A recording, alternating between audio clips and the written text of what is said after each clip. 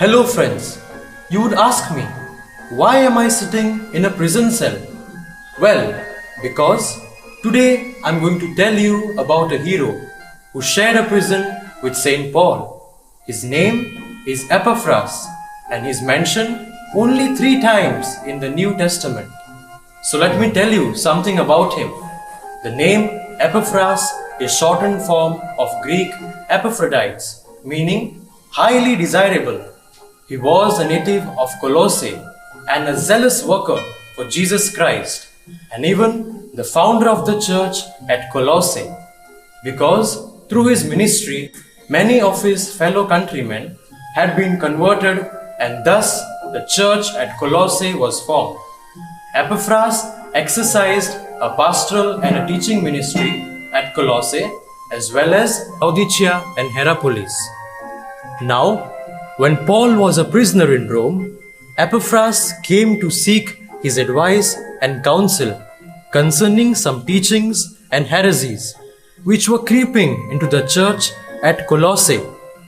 But he did not only seek help, for without doubt he gave much help to Paul, comforting him and ministering to him in a number of different ways. Paul considers Epaphras missionary among Gentiles, an extension of his own. He remained with Paul in Rome and was in sense his fellow prisoner. Through St. Paul's writings, we can draw out some characteristics of Epaphras. Let us have a look at some of them. Paul calls him a faithful minister of Christ. That could be because of his ministry at Colossae. He was a bearer of good news because he shares all the good things about his community to Paul. And most importantly, a man of prayer, because Paul himself says while writing to Colossians that Epaphras was always struggling on your behalf in his prayers. Epaphras knew how to put every prayer before the Lord, and praying in secret made him great before God. He prayed earnestly for the Colossians.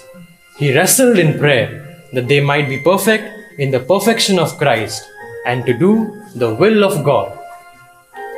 What can Epaphras teach us? This hero enters the scene for a mere second and is gone, but leaves for us a hidden message. God is looking for people who will help others. He is looking for those who are willing to bring the burdens of others before Him. He is looking for those who will be like Epaphras. Are you ready? That's all for now.